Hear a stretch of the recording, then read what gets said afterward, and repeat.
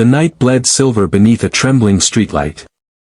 Rain poured in uneven sheets, turning the city park into a glimmering mirror of puddles and mud. 10-year-old Ari Daniels clutched a faded yellow umbrella almost bigger than she was. The spokes were bent, the fabric torn at the edges, but she held it tight like armor against the storm. Her sneakers squelched as she hurried along the cracked sidewalk. She'd promised her mother she'd get home before the rain worsened. Yet, even through the downpour, something caught her ear, a cry. At first it was faint, lost beneath the hiss of water and wind. Then again, sharper this time. Help! Somebody help! Ari froze. Her heart skipped. The voice sounded young, frightened. She turned, squinting through the blur of rain. Across the park, a black sedan idled crookedly beside the curb, one headlight flickering. Beside it, under the weak glow of the street lamp, a wheelchair lay tilted against the edge of the walkway. A boy struggled in it, one wheel spinning uselessly in the mud. He couldn't be much older than her, maybe 8. His thin arms pushed, but the chair wouldn't budge. Ari's fingers tightened on her umbrella. For a moment she hesitated. Her house was only 2 blocks away, warm and dry. Her mother's voice echoed in her head, "Don't talk to strangers at night." But the cry came again, cracked with panic. "Please, somebody." That was enough. Ari dropped her umbrella and dashed through the rain. She skidded to a stop beside him, shoes sinking into cold mud. "Hey. It's okay, I'm here," she said between breaths. The boy blinked up, water streaking his cheeks. His pale hands trembled against the metal rims. "My wheel, it's stuck. My dad, he went to make a call and," his words dissolved into shivers. "It's all right. We'll fix it." Ari crouched, gripping the slippery handlebar. The wheelchair was heavier than she expected. Rain slicked the ground, sucking at her shoes. She braced herself, planted both feet, and pulled. The chair lurched an inch. Her small arms shook. She slipped, knees splattering with mud. "Careful," the boy gasped. Ari grinned through the rain. "Told you, I got this." She tried again. This time, the wheel popped free with a snap of suction. The chair tipped dangerously, she threw her shoulder under it, steadying the boy before he fell. Water streamed down her face, she didn't even wipe it away. "There," she panted, adjusting his blanket. "You're safe now." The boy stared, wide-eyed. You really helped me." Ari smiled shyly. "That's what people do, right? Help." He managed a laugh, soft, shaky. "I'm Ethan." "Ari." She straightened, brushing her muddy hands on her jeans. "Where's your dad?" He pointed toward the car. He went over there. He was mad. On the phone. "Want me to wait with you till he comes back?"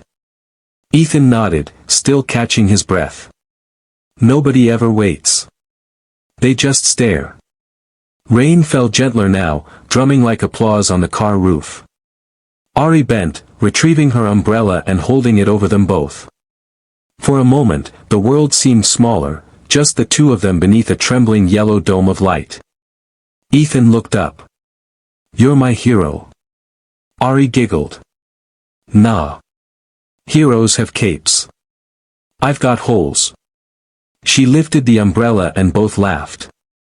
Then a door slammed. Ari jumped. A tall figure strode from behind the sedan, coat whipping in the wind. Even in the gloom, his presence filled the street, broad shoulders, sharp suit, voice cutting through rain like steel. "What," he barked, "are you doing to my son?" Ethan flinched. "Dad, wait." The man's pace quickened, shoes splashing through puddles. His face was carved tight with panic and anger. The glow from his phone illuminated high cheekbones and cold, furious eyes. Ari stumbled back. I was just, he was falling. Don't lie to me, he snapped, grabbing the wheelchair handles. Who are you? Where's your mother? Ethan twisted in his chair. Dad, stop. She helped me. Victor Hale. Though we don't know his name yet, ignores him, scanning Ari from head to toe. Muddy jeans, soaked hoodie, frayed umbrella. Everything about her screamed poor to him, and his voice dripped with disbelief. You expect me to believe that, he said. At this hour? In the rain?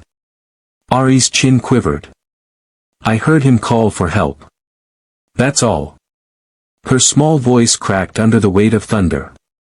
For a breath, no one moved.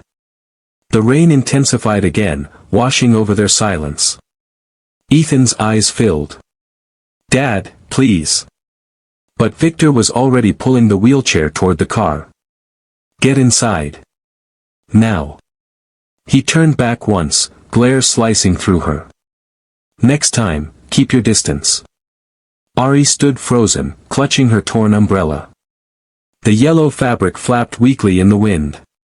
The car door slammed. Tires splashed through puddles, red taillights fading into the storm. She stood there long after the car vanished. The park around her was empty again, only the rain for company. Her knees stung from where she'd slipped. She wiped her face, unsure if it was rain or tears. Then she looked down, Ethan's blue scarf lay half buried in the mud. She picked it up, brushing it clean. Quietly, she folded it, pressed it to her chest, and whispered to the empty street. You're welcome. She started home, shoes squelching, yellow umbrella bobbing under the downpour, small but unbroken. The streetlight flickered once more, then steadied, casting a faint golden glow across the puddles where she'd stood. The rain was gone by dawn, but the street still wore its memory, puddles glinting like mirrors under the pale morning sun. Across town, inside a penthouse high above the city, Victor Hale adjusted his cufflinks in front of a marble mirror. The man in the reflection looked perfect, pressed suit, silver tie pin, hair combed into place, but the eyes staring back were hollow, rimmed with sleeplessness. Behind him, the news played low on a massive flat screen. Stock reports. Market updates. Victor didn't watch, he listened for control, not comfort. Sir, his assistant, Logan, called from the doorway. The reporters are waiting outside. They want a statement about the new foundation. Victor buttoned his jacket. Later. He turned toward the dining area, where Ethan sat in his wheelchair, poking at his breakfast. The boy's spoon made quiet clinks against the bowl. You didn't sleep, Victor said. Ethan shrugged. It rained hard. Victor frowned. You could have called me. I did. Silence filled the room.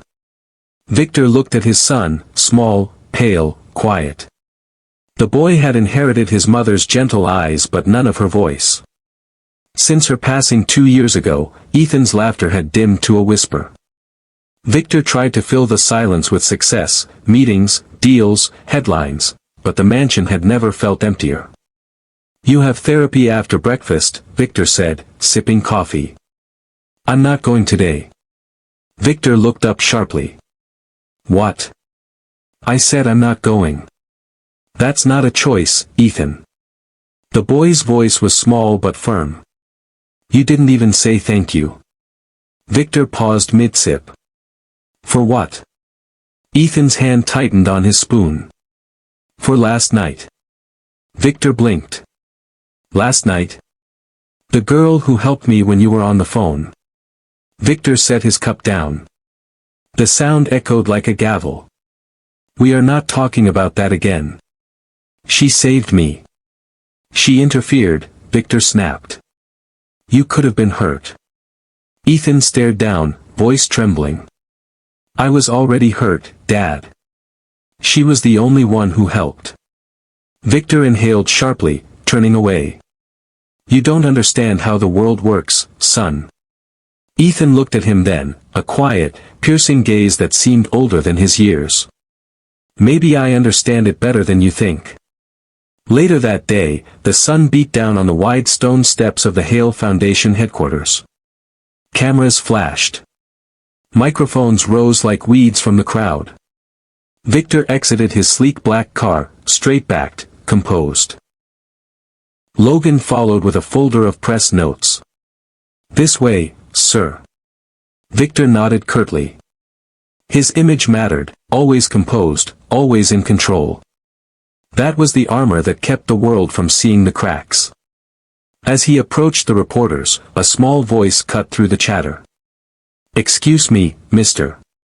He turned. Standing near the edge of the crowd was Ari, clothes clean but still slightly worn, backpack slung over one shoulder, holding something small in her hands. The blue scarf. Victor's chest tightened. Logan whispered, "Should I?" "No," Victor said, stepping forward. Ari's face lit with cautious hope. "I found this near your car last night. I think it's your son's." Reporters immediately turned cameras toward them.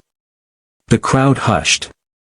Victor felt every lens aimed at his face, Billionaire and Strange Girl, Rain's memory still clinging to the story. He forced a thin smile. "You shouldn't have come here. I just wanted to give it back." She extended the scarf with both hands. Victor hesitated, eyes flicking to the cameras. "You can leave it with my assistant." "I promised I'd return it to him," she said softly. "To Ethan." A murmur rippled through the press line. Some phones rose higher. Victor's smile froze. "That won't be necessary." Ari looked confused. "Did I do something wrong?" He exhaled sharply. "You caused a scene last night, young lady. You frightened my son." "No, sir," Ari whispered. "He asked me to help." "Enough," Victor's voice cut, cold and clipped. "Go home." Cameras clicked like gunfire. Logan stepped in. "Mr. Hale, perhaps." "Handle this," Victor said through gritted teeth, turning away. Ari lowered her hands, the scarf dangling loosely. "I was just trying to be kind," she murmured.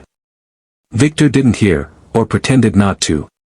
He walked up the stairs, his jaw tight, his image intact, but his heart heavy with something unnamed.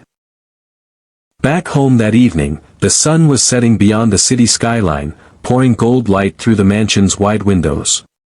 Victor sat by the glass, drink untouched beside him. Ethan rolled quietly into the room.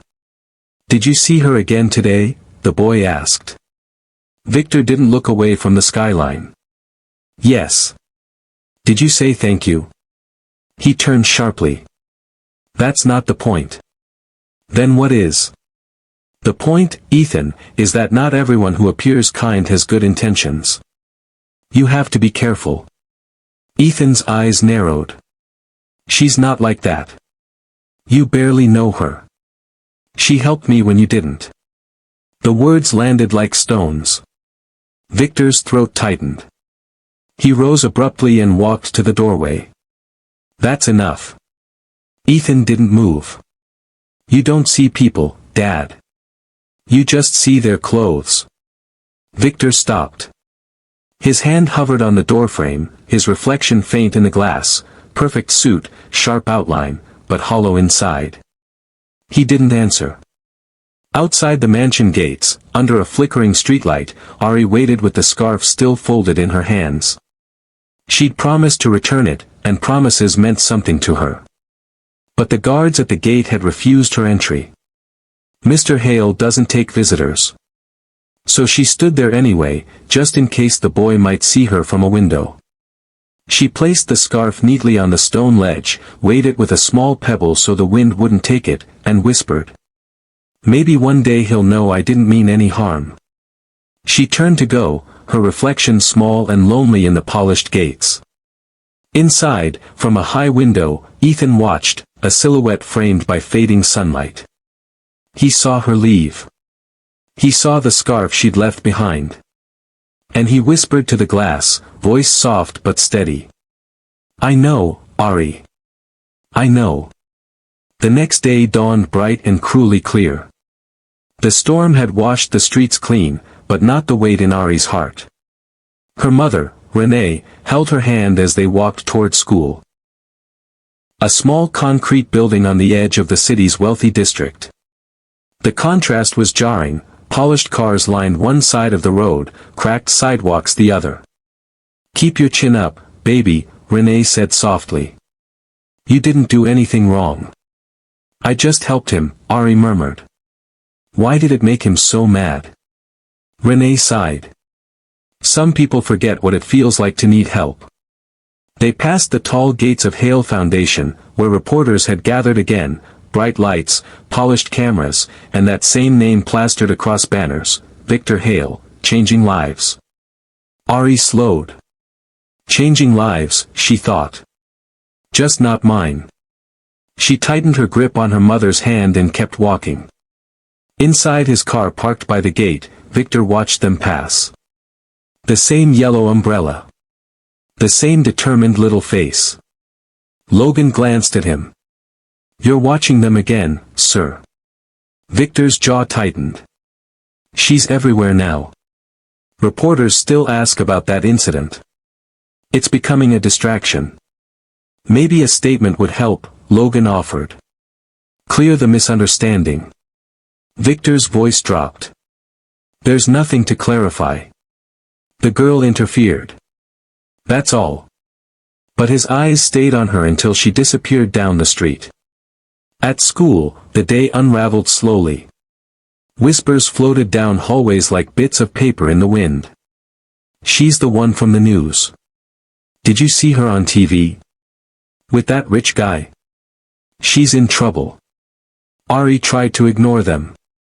She opened her notebook, tracing words she didn't feel, science homework. Art project. Anything but the heaviness pressing on her chest. When the lunch bell rang, she sat alone under a tree near the fence, nibbling at a sandwich. Her mother had wrapped it with a note, "Kindness is never wrong." She folded it carefully, tucking it into her pocket. Across town, Ethan sat in his therapy session, distracted. He kept glancing at his phone, reading and rereading the short message he'd finally found the courage to send. "Hi Ari. I saw what people are saying. Don't listen. I know the truth." He hit send and waited, a nervous smile flickering. But the message didn't deliver. Ari's family's phone had been cut off, overdue bill. That afternoon, fate looped their lives together again.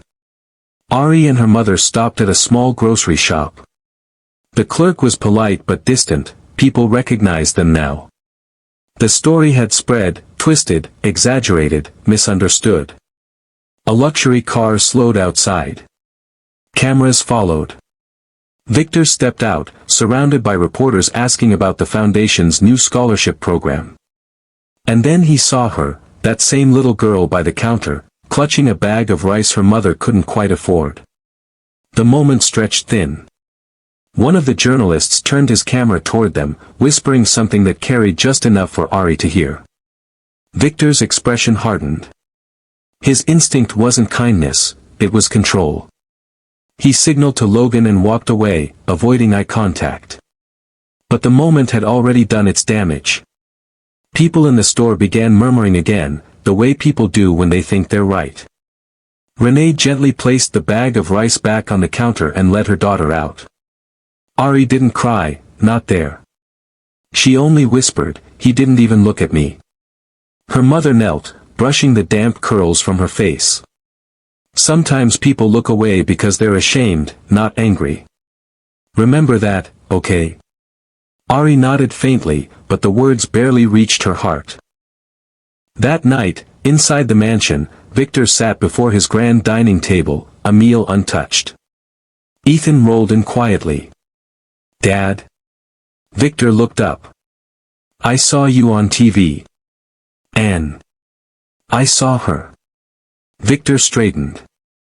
"Ethan, let's not." She looked sad, Ethan interrupted. "You could have said something nice." Victor rubbed his temple. "It's complicated." "No, It's not, the boy said firmly. You hurt her feelings. You made people think she did something bad. Victor froze. The truth in his son's tone landed sharper than any headline. Ethan lowered his gaze. She helped me, Dad. You should help her too.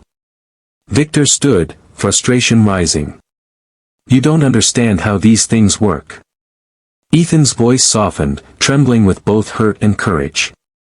Maybe that's the problem. He turned his chair and left the room. Victor remained, staring into the dim space where his son had been, the faint hum of the city outside, the quiet ticking of a clock that suddenly felt too loud. Later, as the city slept, Ari sat on her small bed beside the window. The moonlight pooled on her hands as she held Ethan's blue scarf, still neatly folded. She thought of his smile in the rain. Of how his eyes had softened when she'd lifted him upright. In the silence, she whispered to herself, maybe he'll remember me as the girl who tried. Outside, far across the city, Victor Hale couldn't sleep either. He sat in his study, scrolling through the day's news. The headline glared back at him. Billionaire's son incident sparks debate on class and compassion. For a long moment, he stared at the photo below, him in his suit, towering above the little girl with the umbrella. He zoomed in on her face, soaked, determined, innocent. And for the first time, Victor felt something crack inside him. A feeling he hadn't allowed in years, guilt. He whispered into the empty room. What have I done? The city had gone still again. Clouds drifted like slow gray ghosts over the rooftops. Inside a narrow apartment 2 stories up, Ari sat at the kitchen table, her schoolbook stacked beside an untouched plate of rice. The only light came from a small desk lamp that hummed softly. Her mother washed dishes at the sink, humming to fill the silence. Homework done. Almost. But Ari wasn't doing homework. She was staring at a piece of lined paper. Every few seconds she wrote something, then crossed it out. She wanted to say I'm sorry, but sorry for what? For helping. For caring. She tried again. Dear Ethan. I hope you're okay. I'm sorry if your dad was upset. I didn't mean to make trouble. You were very brave that night. Ari. She folded it carefully, pressing the edges so they lined up perfectly, as if neatness could make the word stronger. Renee turned, drying her hands. Writing a note. Ari nodded. Just, something for a friend. Renee smiled, tired but warm. A kind word never goes to waste. The next morning, before school, Ari walked the long road that led past the Hale mansion. Dew clung to the tall iron gates like crystal threads. The house beyond looked quiet, every window shaded. She hesitated. Then, spotting a clay flower pot near the guard post, she slipped the folded note beneath it. No one saw her, or so she thought. From the upstairs window, Ethan caught a glimpse of movement, a small figure in a red hoodie, setting something down before hurrying away. He rolled closer, pressing his hand to the glass. Ari? He waited a moment longer, but she was gone. Hours later, Logan handed Victor his morning mail, envelopes, invitations, contracts. Among them was a small, rain-spotted note that had been found by the gate. Should I discard it? Logan asked. Victor frowned. What is it? Just a letter. No return address. Found near the entrance.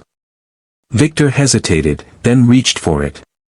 The handwriting was small, uneven. He unfolded the page. Dear Ethan.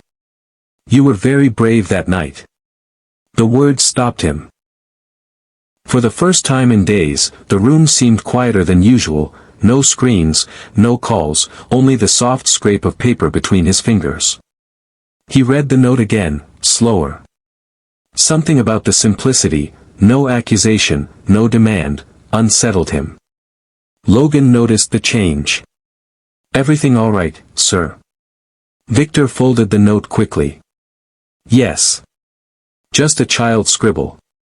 He slid it into his jacket pocket. But he didn't throw it away.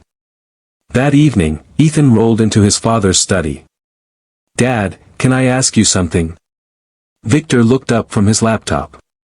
"Of course. Do you think people do kind things only when they get paid?" Victor blinked. "What brought that up?" "Just wondering." Ethan's gaze flicked to his father's pocket. He'd seen the corner of the note peeking out. Victor's tone softened. "Sometimes people help because it's right. But the world isn't always kind back." Ethan smiled faintly. "So you do believe in kindness?" Victor paused, realizing the trap. "I didn't say that." "You just did." Ethan's laughter broke the tension for a moment. Then he added quietly, "The girl who helped me, she believed that too." Victor exhaled. "She left you a note." "I know," Ethan said. "I saw her." They looked at each other, words unspoken hanging heavy between them. Later that night, Victor stood by his window, the city spread below in restless light. He unfolded the note again. His reflection stared back, a man who owned towers of glass and steel but felt hollow inside. He read Ari's words a third time. "You were very brave that night." He thought of his wife, how she used to write little notes and leave them on his desk before important meetings. "Don't forget to smile." He hadn't smiled in months. Victor placed the letter on his desk and stared at it until the words blurred. Across town, Ari lay in bed, the hum of traffic outside her window. She wondered if the note would ever reach Ethan. Maybe his father had thrown it away. Maybe he never even saw it. But somehow, she still felt lighter.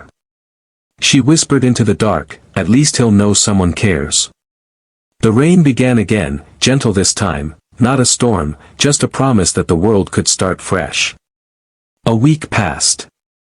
The weather turned mild, but the city's air felt heavy, the kind of stillness that comes before something changes. In a quiet corner of a community park, Ari sat on a cracked bench, sketchbook in her lap. She liked to draw trees, not how they looked, but how they felt, roots gripping the earth no matter what storms passed. Her mother worked late shifts now, cleaning offices uptown. Ari waited there most evenings until it was time to walk home. She was coloring a branch when she heard a familiar voice behind her. "Nice drawing." She turned, and froze. Ethan Hale, bundled in a gray hoodie, sat in his wheelchair a few feet away, his smile small but unmistakable. "Ethan," she whispered, blinking in disbelief.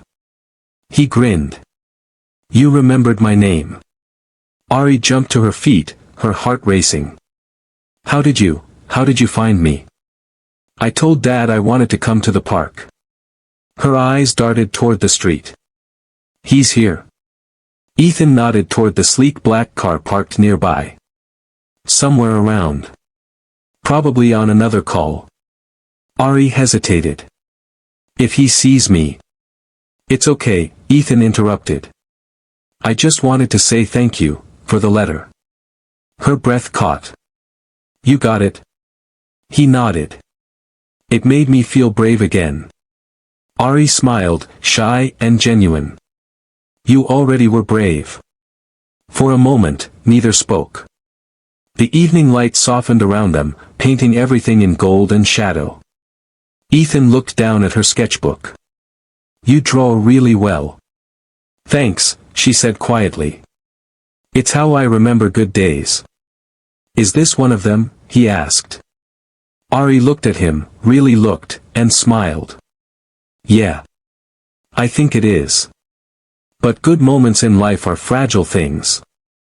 Across the street, Victor Hale ended his call and looked toward the park, only to freeze at the sight. His son. The girl. A spark of old anger flared before reason could catch it. He strode toward them, long steps cutting through the gravel path. "Ethan." The boy turned, startled. Ari instinctively stepped back. "Dad," Ethan began, but Victor's voice was already sharp. "What did I tell you about talking to strangers?" She's not. Victor's gaze swung to Ari. You again. Ari's throat tightened. I didn't mean, I was just drawing. You've done enough, he snapped. Go home. Ethan's face fell. Dad, please don't. But Victor's tone was unyielding. Get in the car, Ethan. The boy's voice rose, trembling with both fear and anger. You don't even know her. Victor's expression hardened. That's enough. Ari stepped forward then, her voice soft but steady. Mr. Hale. I just wanted to be his friend. That's all. Victor froze, the simplicity of her words landing heavier than he expected. He saw no defiance in her face, only sincerity. But pride spoke louder than guilt. My son doesn't need your pity. Ethan's hand gripped the armrest of his chair. It's not pity. She cares. Victor turned away. We're leaving. Ari stood where she was, motionless. The wind lifted her sketchbook pages, flipping through drawings of trees and sunlight and blue scarves. She wanted to say something, anything, but the lump in her throat made words impossible. The car door shut, the engine started, and the sound of tires on wet gravel faded into the distance. When silence returned, Ari bent down and picked up one of her fallen sketches. The paper was smudged and muddy, but she tucked it back into the notebook anyway. Her voice trembled as she whispered to herself, I wasn't trying to take anything away. That night, Victor drove in silence. The city lights streaked past the car windows, but he didn't see them. Ethan sat beside him, arms crossed, eyes red. Why do you hate her so much? He asked quietly. Victor's jaw clenched. I don't hate her. You act like you do. Victor exhaled. Because she's not part of our world, Ethan. People will twist things, misunderstand. It's complicated. Ethan shook his head. It's not complicated. She helped me. That's all. Victor didn't reply. At a red light, he caught a glimpse of their reflections in the windshield, a man who'd built walls so high he couldn't see his own son beyond them. When the light turned green, he didn't move right away. The next morning, Renee found her daughter sitting at the table again, sketchbook open but pencil still. Another bad dream? She asked gently. Ari nodded. He doesn't like me. Maybe not yet, Renee said softly. But kindness has a way of changing people, even if it takes time. Ari looked down. I don't think he'll change. Renee smiled, brushing a curl from her face. Then you just keep being who you are. The rest will follow. At the mansion, Victor paced in his study. The newspaper on his desk bore another photo from yesterday's event, him and Ethan in the park. The caption read, Billionaire's son spotted with mystery girl again. He groaned. Unbelievable. Logan cleared his throat. Sir, perhaps addressing it publicly might. No statements, Victor said. It'll fade. But even as he said it, something inside him twisted. The same paper that praised his foundation's work for helping children in need was now painting a different story, and he knew why. Not because of the girl. Because of him. That evening, Ethan refused dinner. When Victor entered his room, the boy pretended to sleep.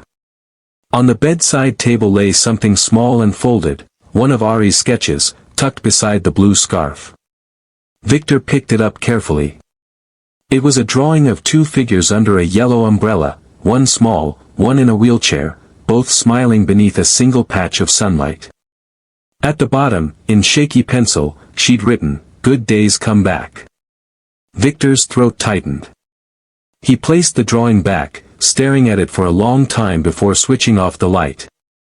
Outside, rain began to fall again, soft at first, then steady. Ari stood by her window, watching it blur the streetlights.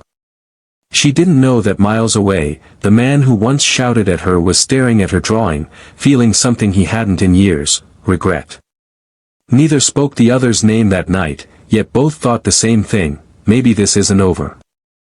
Morning sunlight spilled across the marble floors of the Hale mansion, bright but cold. Victor Hale stood at the window, phone pressed to his ear, speaking in clipped tones. "Sell the shares. We'll buy them back next quarter." He ended the call, but the words echoed hollow in the vast room. The silence afterward felt heavier than any deal he'd ever closed. Behind him, Ethan wheeled quietly into the room. "Dad?" Victor turned, surprised. "Shouldn't you be with your tutor?" She cancelled. Ethan hesitated. "Can we talk?" Victor checked his watch. "Make it quick, son. I have a meeting." Ethan's voice was steady. "It's important." Victor sighed, setting the phone down. "All right. What is it?" The boy drew a deep breath. "You always talk about how strong people never need help. But Mom used to say strength means knowing when you do." Victor's expression hardened. "Your mother saw the world differently." "She saw people," Ethan said softly. "You just see problems." Victor stiffened. "That's enough." Ethan's tone rose, not loud, just firm. "No, it's not. You're angry at that girl because she reminded you of Mom." The words hit like a stone through glass. Victor blinked. "What did you say?" Ethan looked down, fidgeting with the edge of the blue scarf on his lap. "Mom helped people. Even strangers. You hate that I like Ari because she's kind like Mom was." For a moment, the only sound was rain starting to patter against the window. Victor turned away, jaw clenched. "You're a child. You don't understand what loss does to a man." Ethan's voice cracked but didn't waver. "I lost her too." Victor froze. The boy's next words came small and sharp. "You're not the only one who misses her." He wheeled around and left the room before Victor could answer. Victor stayed there, motionless, the sound of the rain growing louder. He looked down at his phone but didn't see the screen, only the reflection of his own face, older and harder than he remembered. From the hallway, he heard the faint echo of Ethan's door closing. He whispered to the empty room, "Maybe you're right, son." Hours passed. Meetings were cancelled. The mansion grew quiet. Victor walked into Ethan's room, meaning to apologize, but the room was empty.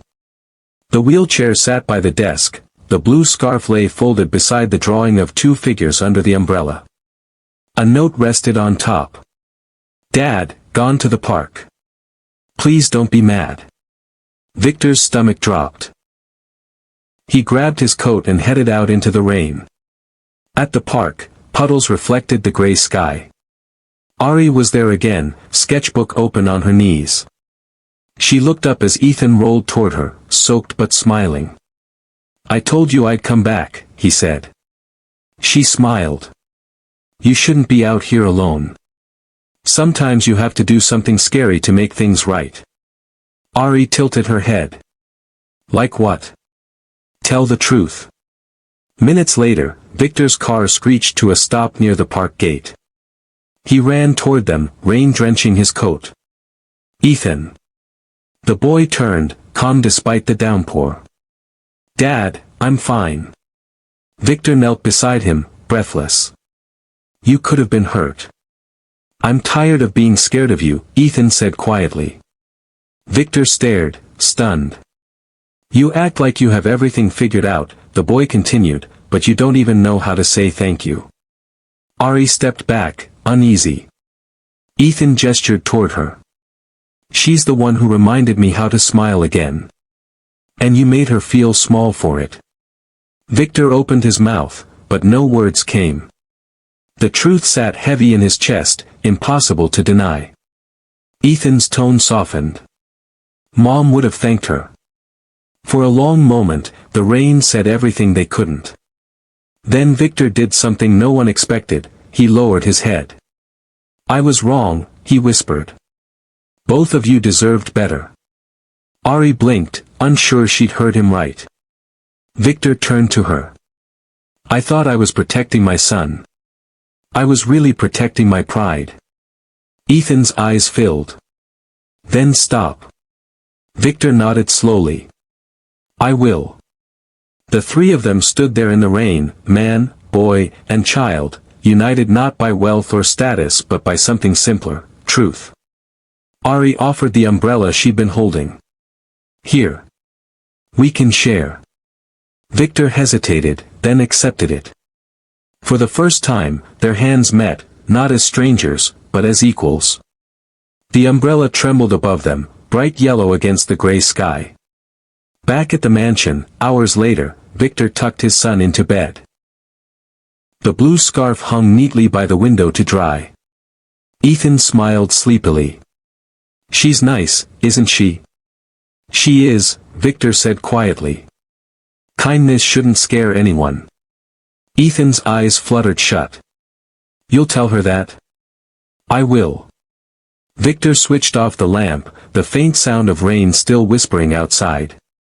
He lingered by the doorway, looking at his son, safe, peaceful, smiling. In his study, he unfolded Ari's letter again. The paper was wrinkled, edges soft from being read too many times. You were very brave that night. He placed it beside a photograph of his late wife, the same gentle smile, the same faith in goodness. Seems she's teaching me again, he murmured. Outside, the storm eased, clouds breaking apart to reveal a thin ribbon of dawn light. For the first time in years, the Hale mansion felt still. No phones rang. No assistants hurried through the halls. Just the slow tick of an antique clock and the smell of rain fading from the night before. Victor Hale sat in his study, the yellow umbrella leaning against the wall beside him. He hadn't returned to the office. The empire could run without him for a day, his conscience could not. He turned the small locket in his hand, a silver oval no bigger than a coin. Inside, a photograph of his wife, Sarah, smiled back, warm eyes, windswept hair, the laughter of a woman who had once filled these rooms with light. Seems I lost more than you that day, he murmured. He opened the letter again, the one Ari had written. The words blurred slightly from where the paper had gotten wet. You were very brave that night. Victor leaned back, eyes closing. And memory rose like tidewater. A small community hospital. Sarah sat on a bench outside the emergency room, her hands stained with paint. She'd been volunteering at an art program for children. Victor, still in his tailored suit, had arrived late from another board meeting. You shouldn't exhaust yourself, he'd said. Sarah had smiled. You shouldn't miss dinners. He'd chuckled, but she'd only taken his hand. One day, Ethan will need to see what kindness looks like, not just hear about success. He remembered her last day, the car accident, the phone call, the hours that followed in a blur of sirens and sterile white light. He remembered how the world turned cold after that. Back in the present, Victor wiped his eyes. You were right, Sarah. He needed to see kindness. I buried it instead. He stood and crossed the study to the wide window overlooking the garden. The city below shimmered under the afternoon sun, wet leaves glittering. Somewhere down there, in a small apartment, a little girl had reminded him what his wife once taught. He whispered to the glass, "She has your courage." In the hallway, Ethan wheeled quietly toward the door. Dad? Victor turned, hastily straightening his tie though he wasn't wearing a jacket. Hey, champ. Ethan rolled closer. You didn't go to work. Work can wait. Ethan smiled faintly. That's new. Victor laughed softly. Don't get used to it. The boy studied his father's face. You look different. How so? Like you remembered something good. Victor crouched beside him. Maybe I did. He rested a hand on his son's shoulder. You know, your mom would be proud of you. Ethan's eyes glistened. You think so? I know so. They stayed there for a moment, no words, just the quiet rhythm of forgiveness beginning to breathe again. Later that evening, Victor wandered into Sarah's old studio, a room he hadn't opened in years. Dust motes drifted in the golden light through half-closed curtains. Paintbrushes still sat in jars. A canvas leaned unfinished against the wall, a field of wildflowers beneath a bright sky. He traced the brushstrokes with trembling fingers. "She never finished this," he whispered. "Maybe because the world keeps giving us reasons to keep painting." He found one of Ethan's childhood drawings tucked behind the easel. Crayon lines of a family under a sun, stick figures holding hands. Sarah had written in the corner, "Love finishes what pride cannot." The words hit deeper than any boardroom lesson he'd ever learned. Victor placed the drawing on the table beside Ari's letter.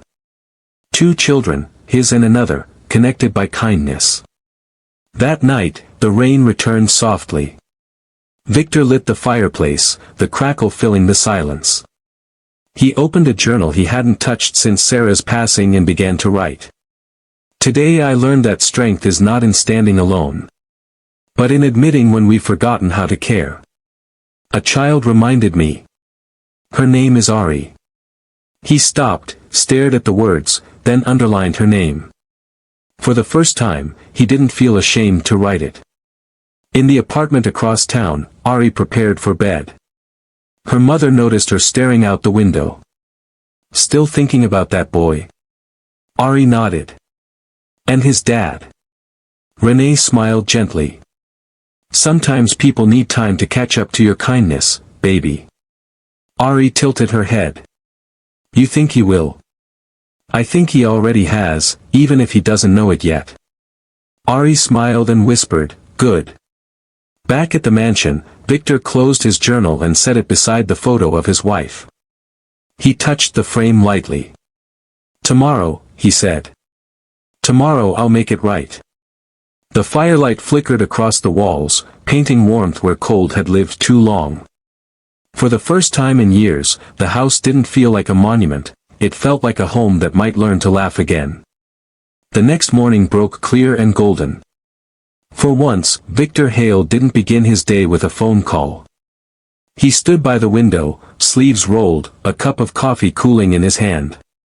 The city below shimmered in fresh light, and for the first time in years, he saw it as more than a set of assets, he saw people.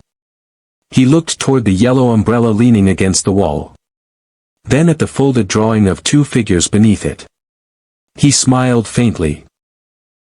Time to finish what pride left undone. Victor drove himself that day. No chauffeur, no tinted glass. The luxury car looked out of place on the narrow street where Ari Daniels lived, but he didn't care. He parked quietly and stepped out, holding a small box wrapped in plain paper. Ari's mother, Renee, was sweeping the front step. She froze when she saw him, tall suit, polished shoes, unmistakable face from the news. "Mr. Hale?" He nodded. "I'm looking for Ari." Suspicion flickered in her eyes. "She's at school." Victor hesitated, then said softly, "I came to apologize." Renee straightened her broom. "That's a first." He nodded again, humility plain in his voice. "It's overdue." She studied him for a long moment, then opened the gate. "You can wait inside." The apartment was small but bright, sunlight spilling across framed drawings taped to the wall. Victor recognized Ari's hand in every line, trees, umbrellas, two children laughing. He smiled. "She draws beautifully." Renee's voice softened. "It's how she keeps her heart light." Victor set the box on the table. Inside is a scholarship letter for her school. Full tuition, art supplies, anything she needs. "But," he raised a hand, "I don't want it seen as charity. She gave my son back something money couldn't buy. This is gratitude." Renee blinked, caught between surprise and relief. "She'll be happy. But you know what she really wanted?" "What?" "For you to smile at her. That's all." Victor's throat tightened. "Then I'll do that, too." That afternoon, he waited outside the schoolyard. Children poured out, laughing and shouting. When Ari saw him, she stopped mid-step, backpack slipping from her shoulder. "Mr. Hale?" He nodded, smiling gently. "Ari." She glanced around, half expecting guards or reporters, but there were none. Just him. "I wanted to thank you," he said. "And to tell you I'm sorry." Ari's eyes widened. "For yelling?" "For judging," he corrected. "For forgetting what kindness looks like." She tilted her head. "Did Ethan tell you to say that?" He chuckled softly. "Maybe he reminded me. But I needed to say it myself." From behind him, Ethan rolled forward, grinning. "Told you he'd come." Ari's face broke into a smile. "You're better." "Getting there," Ethan said. "Dad's been helping with my therapy now." Victor laughed quietly. "Trying, at least." Ari shifted shyly. "So, we're okay now?" He nodded. "More than okay." He knelt to meet her eyes. "You helped my son, Ari. You helped me. I hope someday you'll let me return that kindness." She thought for a moment, then said, "You already did. You came back." Victor visiting the community center where Sarah once volunteered, funding new art classes in her name and in Ari's. Ari helping Ethan paint during therapy, bright colors blooming across the canvas. Renee laughing with Victor over coffee, two parents sharing quiet understanding.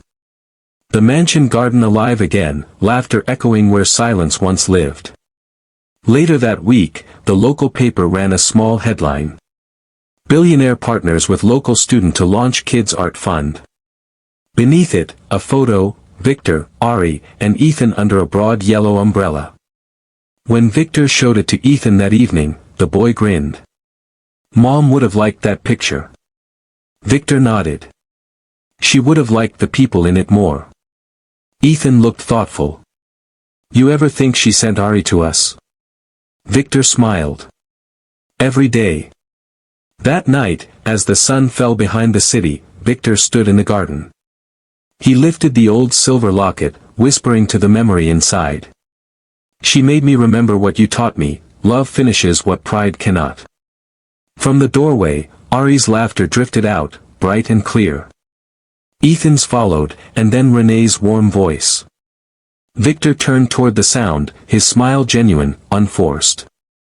The mansion windows glowed from within, not the cold light of chandeliers, but the soft warmth of life. He stepped back inside. A month later, the world felt different. Not louder or busier, just softer. The Hale mansion, once a monument of silence, now echoed with sound, laughter, paintbrushes tapping glass jars, and the clatter of wheelchair wheels against stone floors. Ethan's art class had just begun. 10 children from the city sat at easels under a white canopy in the garden. Ari moved between them, holding paint tubes like a little teacher. Victor watched from the terrace, coffee in hand. He no longer wore the same sharp expression that once made assistants tremble. He'd traded his phone for moments like this. "Mr. Hale," one of the kids shouted. "Look what I made." Victor smiled, walking closer. "That's wonderful." "What is it?" The child grinned. "A tree that doesn't fall, even when it rains." Victor nodded, eyes misting. "That's the best kind." He looked toward Ari, who was laughing beside Ethan as they mixed colors. Their joy was effortless, honest. And for the first time in years, he didn't feel like an observer. He felt part of something again. Later, as the kids packed up, Ari brought over a small canvas. She handed it to Victor shyly. "We made this for you." He took it carefully. It was a painting of 3 figures beneath a yellow umbrella, the same one from her earlier drawing, but this time, the background was bright. No rain. Just light. "It's us," she said. "You, Ethan, and me." Victor looked closer. The smallest detail caught his breath, behind them, faint but clear, stood a woman with soft eyes and a gentle smile, Sarah. He looked up, voice barely a whisper. You even remembered her. Ari nodded. Ethan told me about her. I think she's happy you're smiling again. Victor swallowed hard, his eyes shining.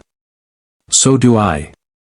That evening, as the sun set, Victor, Ethan, and Ari walked the garden path. Ethan's wheelchair rolled smoothly beside Victor's slow steps. Ari balanced the yellow umbrella on her shoulder though the sky was clear. Why the umbrella? Ethan teased. Ari grinned. Because it reminds me that storms don't last. Victor laughed quietly. I'll drink to that. They stopped by the old oak at the garden's edge, Sarah's favorite tree. Victor reached up, hanging a small wooden plaque on the branch. It read, "For those who choose kindness when no one's watching." Ari's eyes sparkled. That's beautiful. He turned to her. So are the people who inspired it. As twilight deepened, Renee arrived, smiling as she watched her daughter and Ethan race ahead down the path. Victor joined her. They're good for each other. Renee nodded. They remind us that people can change.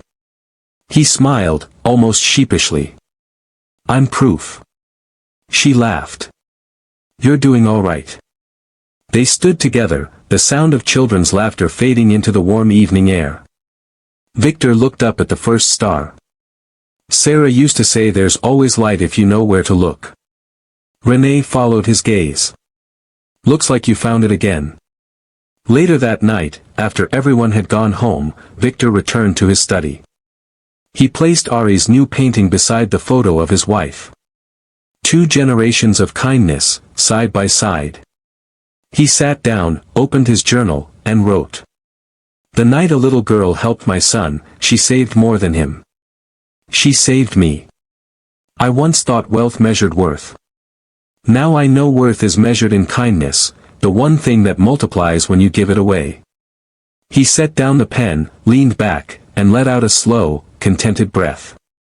Through the open window came the faint sound of laughter from down the street, Ari's, carried by the night breeze. Victor smiled. Good night, hero.